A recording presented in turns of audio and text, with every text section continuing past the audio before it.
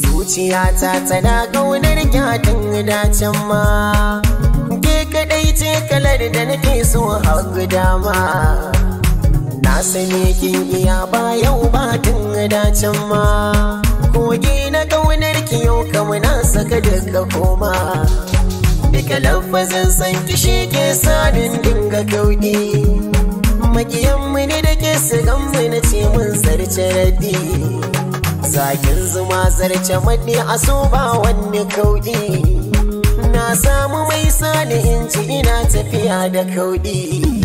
Ke kike wanke kalbi na ya zamo fari kalbi, koyi za na je ke ci hasalin shiga ta ne. Ke kadai ce jaruma ne mulkin duk gidana ne, ya zamo dole in yi banki cikin faranta ne. Kina da kyau ga faso da Allah ya yi baiwa, in gina gefe sai in tini ina cikin kawa.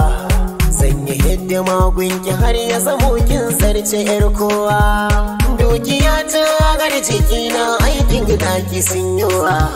Ke kaɗai ni nake yi wa nazari yar budurwata, sai da ke zan yi dukkan fari yar budurwata. Kimar kita zarce irga gari yar budurwata, me kike so dole in miki tsari yar budurwata. Ke kike kwalliya mata si koya ne, na gani da ido na ke dan malama ne.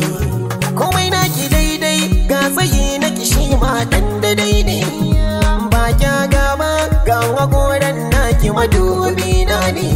Na yi abu soyayyar ki nake washela, ke kadai ciya duniyar nan nake gani dan luda.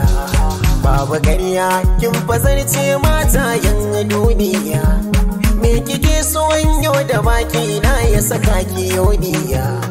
Yar bakar budurwa ta gaki da kyau kuma ga tarbiyya, ko a yau an kace in fito a gidanku na shirya. Zuciyata tana nuna mini na yi dace ne, samun ki ayyukan da katar ne sun tare da biya kale ne. Zuciya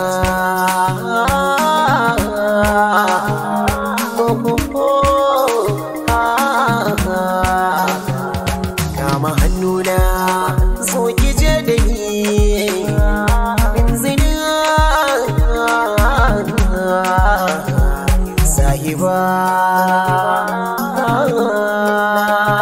Farin ciki na faɗa ikici ganin idona.